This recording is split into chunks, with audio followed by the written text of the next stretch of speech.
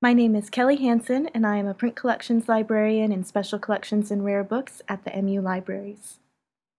Recently, Ellis Library hosted a traveling exhibition of fine printing from the St. Louis Mercantile Library, sponsored by the Missouri Center for the Book.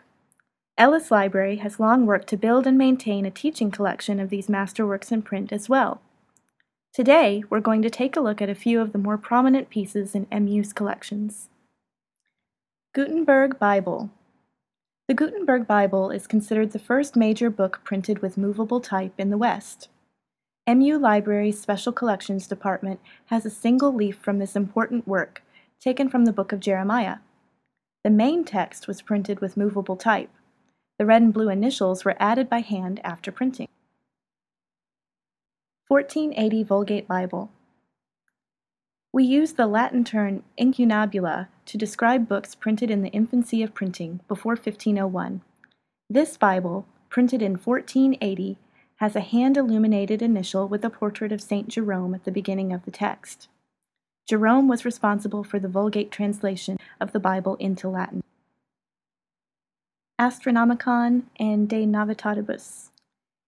Incunabula were printed on many different subjects, but classical Greek and Roman works were a favorite. This book is a collection of texts on astronomy by Greek and Roman authors, including Astronomicon by Marcus Manilius. It was printed in 1499 by Aldus Manutius, one of the most famous early printers in Venice. Nuremberg Chronicle. One of the most popular and celebrated incunabula was the Nuremberg Chronicle. This book contained the entire history of the world as it was understood in the 15th century. These pages show God the Father surrounded by the heavenly host and the cherubim in a roundel. City view of Nuremberg. The Nuremberg Chronicle is notable for its profusion of woodcut illustrations. There are over 1,800 illustrations in the book, but many of them are duplicates. The book's numerous city views range from stylized depictions of towns throughout the world to real-life views of specific cities. De Historia Stirpium. Printers continued to illustrate books with woodcuts for hundreds of years. De Historia Stirpium by Leonhard Fuchs was printed in 1542. It's a compendium of information about the medicinal uses of plants. These hand-colored woodcuts provide some of the earliest scientific illustrations of New World plants, such as pumpkins and chili peppers. This page has an illustration of Prunus sativa, more commonly known as a plum tree. Reynard the Fox. Printing technology improved over the centuries, making books even cheaper and more plentiful, but they lost the craftsmanship typical of early printing. In the late 19th century, artist William Morris founded the Kelmscott Press in order to produce books according to the medieval ideal. This book, printed in 1893, has Morris's signature arts and crafts woodcuts and was produced entirely by hand, like the incunabula that inspired him.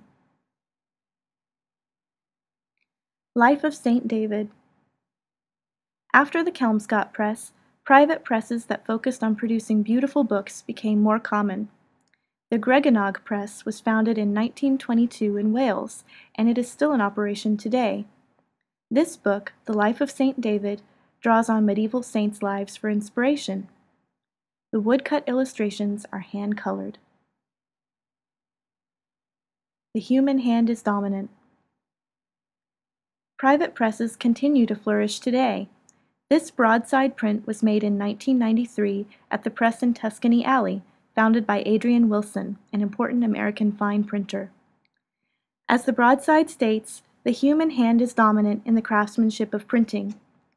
In our age of disembodied digital texts, fine printing provides a tangible connection to the long history of the printed word. This is a small sampling of the materials held in special collections and rare books at Ellis Library. We're happy to preserve and provide access to these pieces for MU students, faculty, and the public.